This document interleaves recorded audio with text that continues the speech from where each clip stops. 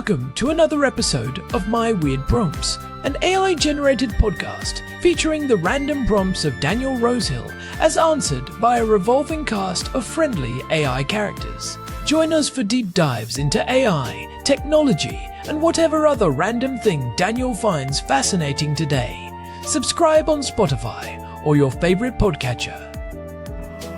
Now, today's episode.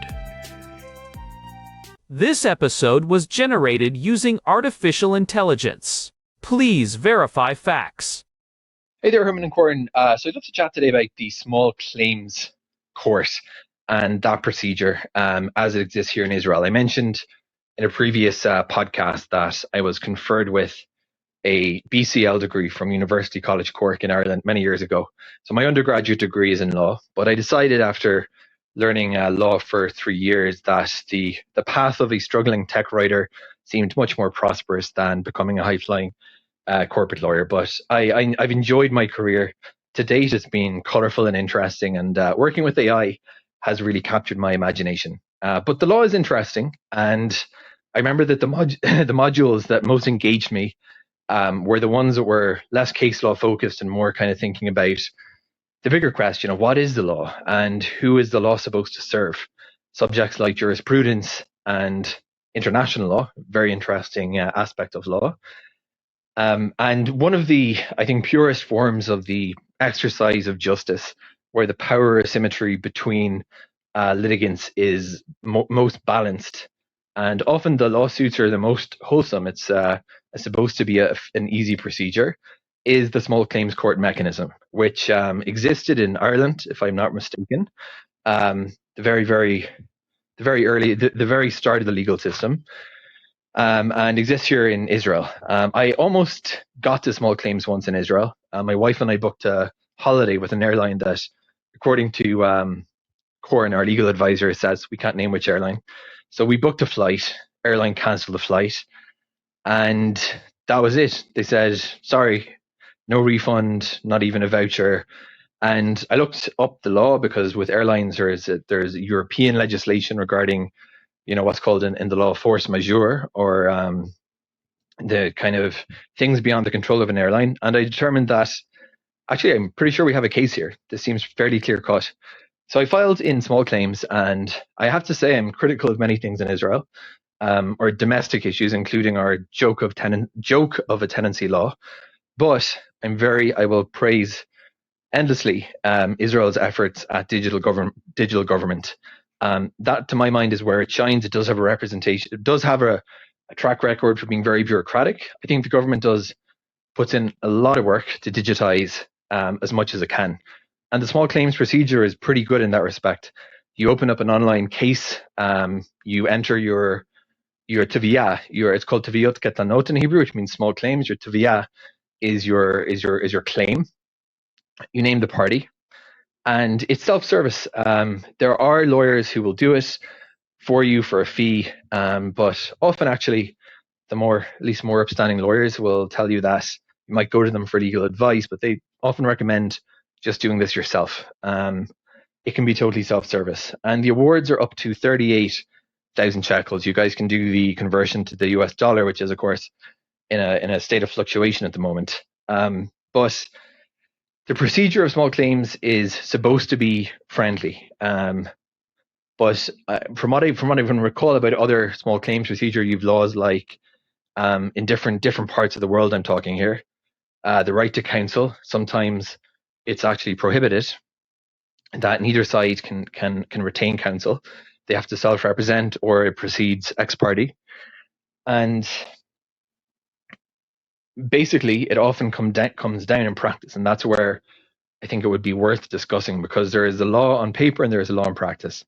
In practice, what happened I didn't finish my airline story. The next day, I got a call from a law office saying, we represent the airline, and we'd be happy to offer you a full refund. So after months of trying to contact the airline, finding contacts, not months, but I made some efforts in this regard.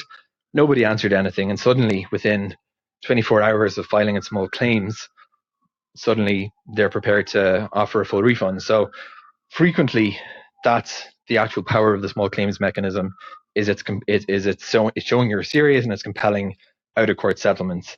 The other question that we have to talk about in small claims, my wife mentioned this in regard to our tenancy dispute, is, and this is the Israel specific context, but has broader applicability. So a small claims court makes an award, a finding, let's say. What guarantees that actually is that actually happens? Whether it's monetary damages or some kind of an order, and the answer for monetary damages, at least, is, I believe it goes to a body called Hatzala Lepoal. I need to brush up on my legal Hebrew. And they have various powers like putting a lien on bank accounts and even potentially blocking people from leaving the country. So there's the operation of the law, and there's what actually happens when people go to small claims and trigger various enforcement mechanisms that actually sometimes compel other people to stop being ridiculous and avoid this. So that's what I'd love to talk about in today's podcast, Herman and Corn, the operation of the small claims court. Where does it come from? Is there kind of a jurisdiction that's the pioneer of this mechanism? Has it always been something they're recognizing that people might have legitimate claims, but the value of those claims might not be anywhere near enough to pay for legal counsel? And what kind of volume are you talking about here in Israel in terms of the work of the small claims court? And what's the next step up? If I'm not mistaken, it's the magistrate's court. But is there a direct chain of appeal that if someone loses a small claims, where would they bring it to next? So Herman and Corn love to talk today about the operations of the small claims court mechanism, both here in Israel and overseas. Over to you two. Hey everyone, welcome back to my weird prompts. I am Corn, and I am joined as always by my brother, the man who probably knows more about the Israeli court archives than is strictly healthy. Herman, how are the dusty digital stacks treating you this week? Herman Poppleberry, at your service. And hey, that is only because the archives are fascinating, Corn. It is where the human drama meets the bureaucratic machinery. People think the law is just dry statutes, but it is actually a collection of the most intense arguments people have ever had. And speaking of human drama, we have a great one today from our housemate Daniel. Yeah, Daniel sent this over after a bit of a victory lap in the kitchen this morning.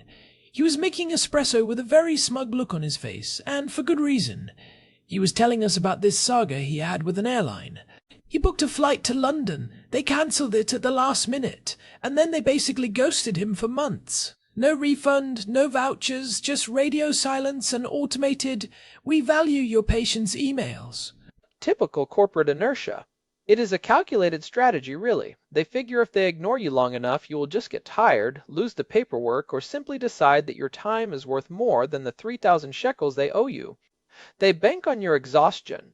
Exactly. But Daniel did not go away. He decided to test out the small claims court system here in Israel. He filed a claim online, and he told us that within 24 hours of the filing, after 3 months of being ignored, the airline suddenly found their checkbook and offered a full refund plus compensation. It was like magic. It is the ultimate power move for the little guy. It is like flicking a switch that suddenly makes you visible to the corporate giant. One day you are a support ticket number. The next day you are a legal liability on a clerk's desk. It really is.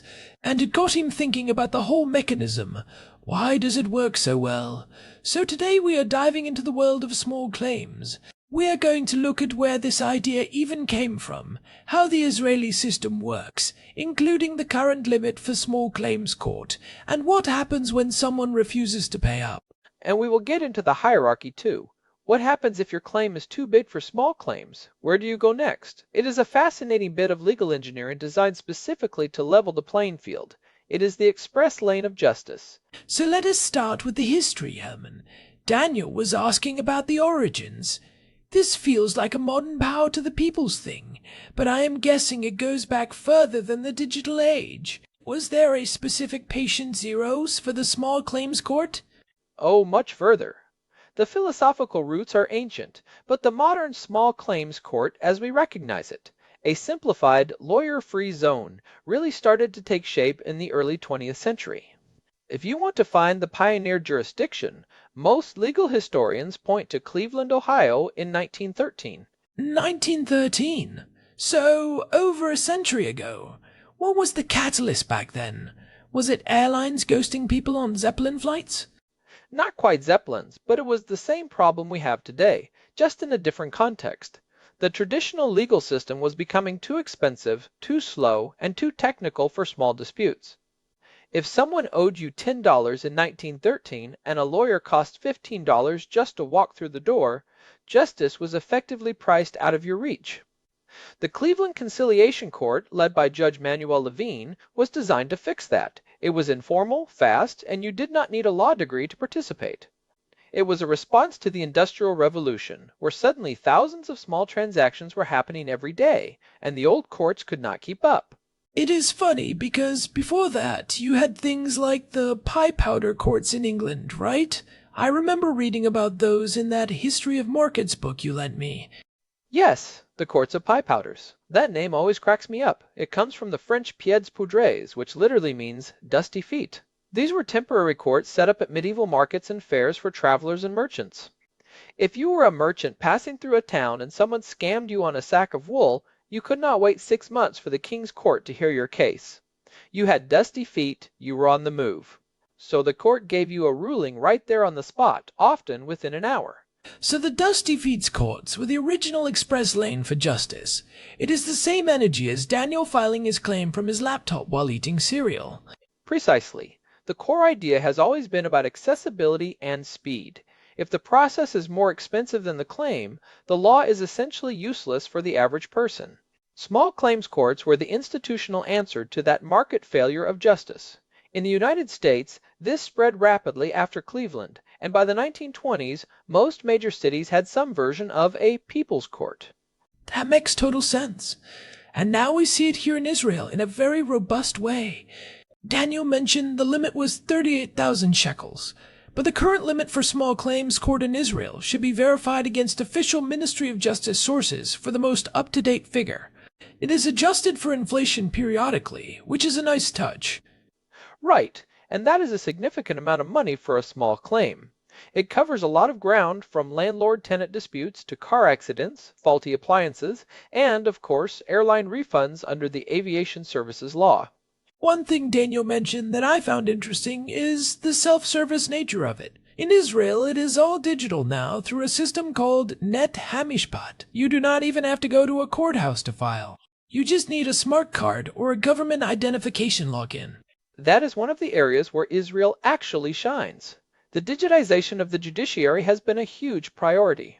You log in with your national identification, you fill out a form, you attach your evidence, like Daniel's emails to the airline or photos of a leaky ceiling, and you pay a small fee. The system even helps you calculate the interest and linkage to the Consumer Price Index. The fee is 1% of the claim, right? That seems very reasonable. Exactly. 1% with a minimum of 50 shekels. So if you are suing for 10,000 shekels, it costs you 100 shekels to file. It is a very low barrier to entry. But here is the kicker, and this is what makes it a people's court. As a rule, lawyers are not allowed to represent you in the room. Wait, not allowed at all? That sounds like a nightmare for the lawyers, but a dream for everyone else. In the actual hearing, no. You cannot bring a lawyer to speak for you unless the judge gives special permission, which they rarely do. The idea is to keep the playing field level.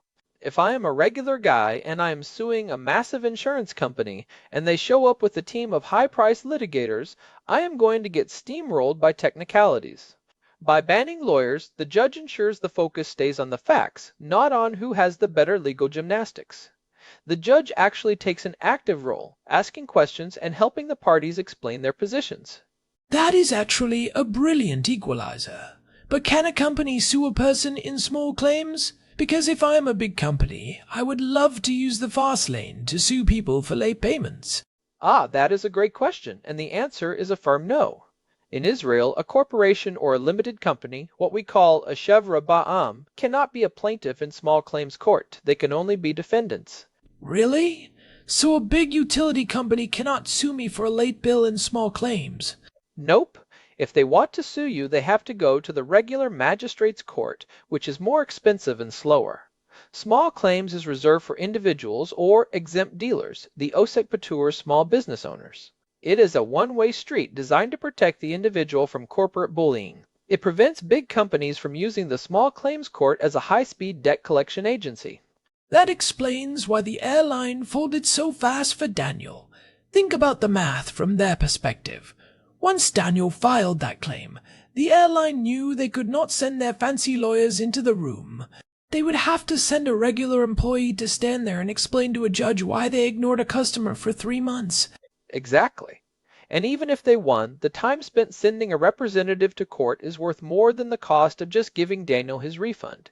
It is a classic nuisance value settlement. The moment that court summons hits their desk, the cost of being difficult suddenly outweighs the cost of being fair. Plus, if they lose, the judge might award Daniel exemplary damages for the airline's bad faith behavior. It is like a legal check engine light. It forces the company to actually look at the file instead of letting it sit in a pile of automated rejections. And the volume is staggering, Herman.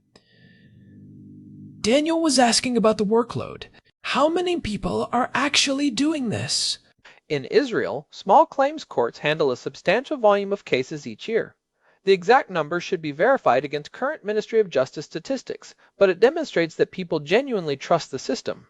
That is a significant amount of litigation for a country of 10 million people. It shows that people really trust the system. Because the rules of evidence are more relaxed. In a regular court, you have strict rules about what is admissible, how witnesses are cross-examined, and the hearsay rule. In small claims, the judge can say, "Look, just show me the WhatsApp messages, or tell me your side of the story in plain Hebrew." They can accept evidence that wouldn't fly in a higher court if they think it helps them get to the truth. Most hearings last about 15 to 20 minutes. I love that. It is more like a moderated conversation than a theatrical performance. But let us talk about the teeth of the system. Daniel mentioned Hatzala Lepoal, the Enforcement and Collection Authority. Because winning a judgment is one thing, but actually getting the money is another. I have heard horror stories of people winning and then never seeing a cent. This is where a lot of people get stuck. They get a piece of paper from a judge saying, "The airline owes you 5,000 shekels, and they think the money will just appear in their bank account the next morning. It doesn't. The court doesn't have a cash register in the back. Right. You have to go and collect it. And if the defendant is stubborn, that is when Hatzala Lepoal comes in. What can they actually do? Hatzala Lepoal is a separate body under the Ministry of Justice. If the defendant doesn't pay within 30 days of the judgment, you open an enforcement file. And Hatzala Lepoal has some pretty scary powers. They could put a lien on the person's bank account, which freezes the funds. They can seize their car. They can even put a lien on their salary, so a portion of their paycheck goes directly to you every month. And Daniel mentioned something about a travel ban? That seems intense for a small claim. It is called a stay of exit order. It is a last resort, but it is effective. If you are a business owner who refuses to pay a court-ordered refund to a customer, and suddenly you can't go on your summer vacation to Greece because there is a red flag on your passport at Ben Gurion Airport, you are going to find that money very quickly. It is the ultimate find-out phase of the legal process. For companies, I imagine it is even easier because their bank accounts are public record. Exactly. Hatzala Lepoal can just send a digital order to all the major banks in Israel.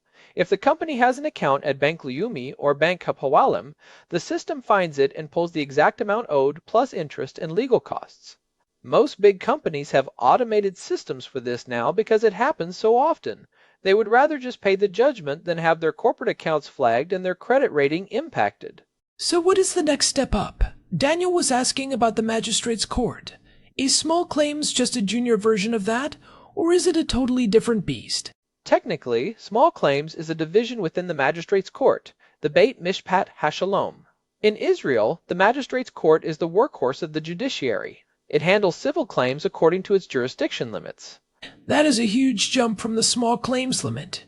That is a massive gap. It is. So if you're suing for an amount above the small claims limit, you are already out of small claims and into the regular civil track of the magistrate's court, and that is a completely different world. It is like moving from a friendly game of checkers to a high-stakes chess match where the other person has a grandmaster whispering in their ear. I am guessing that is where the lawyers come back in. Oh yeah. In the regular magistrate's court, the rules of procedure are strict. You have formal discoveries phases where you have to exchange documents. You have pre-trial hearings. You have complex rules of evidence. If you try to represent yourself there against a big company, you are in for a very rough time. It can take 2 or 3 years to get a verdict, whereas small claims usually takes 4 to 6 months. So there is almost a dead zone for justice. If your claim is for, say, 50,000 shekels, it might be too big for small claims, but too small to justify the 20,000 shekels in legal fees you would pay a lawyer to handle a regular court case. That is a very real problem, Corn. It is a gap in the system. A lot of people choose to downsize their claim just to stay in small claims. If someone owes you 45,000 shekels, you might choose to only sue for the small claims limit just so you can use the fast, lawyer-free process. You lose some money on the principal, but you save 10,000 in legal fees and 2 years of your life. It is a strategic haircut. I can see why people do it. It is a pragmatic choice. Now, what about appeals? Daniel wanted to know what the chain looks like. If you lose in small claims because the judge had a bad day, can you just say, I want a second opinion? Not exactly.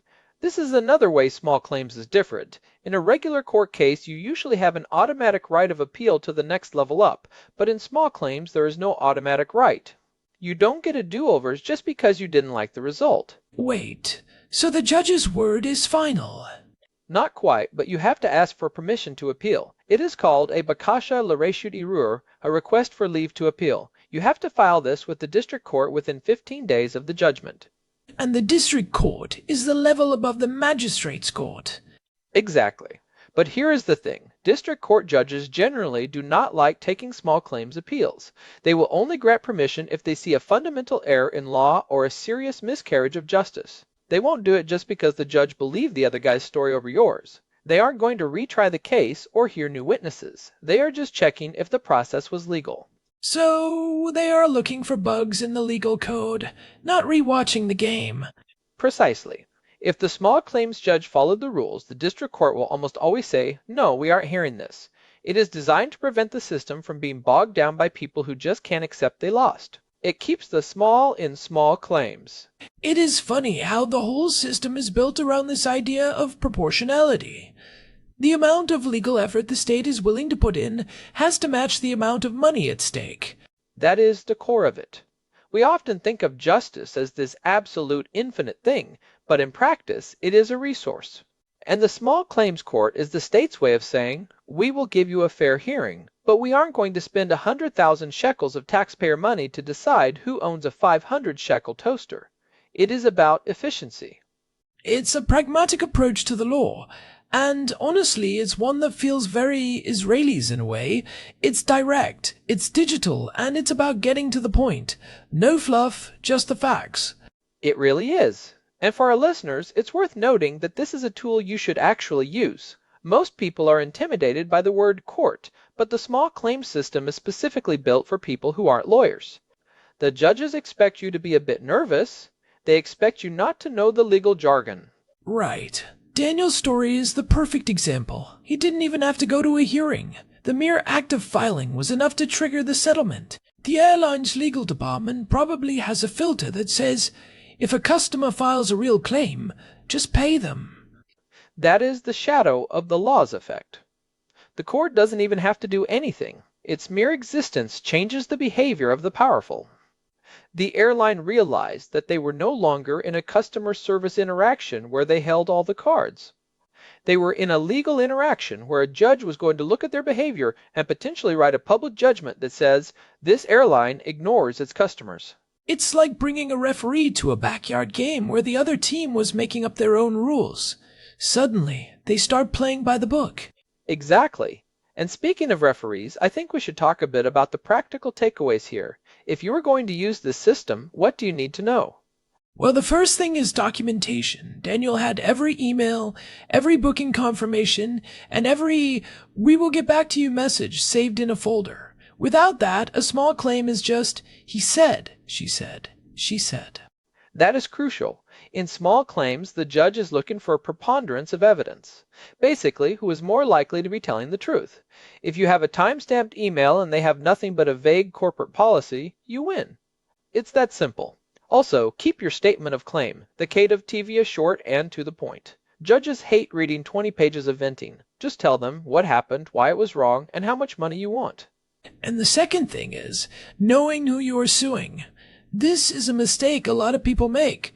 You can't just sue the airline.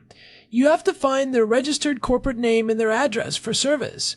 Right? In Israel, you can find this on the Registrar of Companies website. You need their Chet P number, the company registration number. If you get that wrong on your filing, the whole thing can be dismissed on a technicality because you sued a legal entity that doesn't exist. It's a bit of detective work before you start. But once you have that, the digital filing is pretty straightforward. And hey, if you are lucky, you might even get a settlement offer before you have to put on your nice shoes for court. It really is a great example of how technology is actually making the law more accessible. We spend a lot of time talking about how AI might replace lawyers, but sometimes the most revolutionary thing is just a well-designed web form that lets a guy like Daniel get his money back from a billion-dollar company without spending a fortune. It's the democratization of the sue me threat. It used to be a bluff only rich people could make. Now, anyone with 100 shekels and an internet connection can make it a reality. It puts the power back in power to the people. And that is a beautiful thing. It reminds me of what we discussed in one of our earlier episodes, when we talked about how the law isn't just for the big stuff, it's the fabric of our everyday interactions. It is the rules of the road for society. Exactly. And hey, if you are enjoying these deep dives into the weird and wonderful ways our world works, we would really appreciate it if you could leave us a review on your podcast app or on Spotify. It genuinely helps other curious minds find the show. Yeah, it makes a huge difference to us.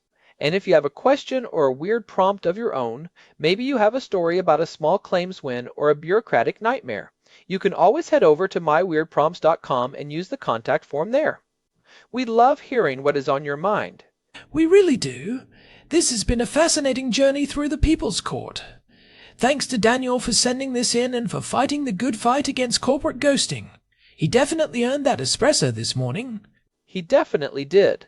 And he proved that sometimes the best way to get someone's attention is to send them a formal invitation to meet a judge. All right, everyone. Thanks for listening to My Weird Prompts. We will be back next week with another exploration into the obscure and the essential. Until then, keep asking those weird questions and keep your receipts. See ya. Aid. This episode was generated using Gemini Flash 3. Text-to-speech engine was Chatterbox Turbo.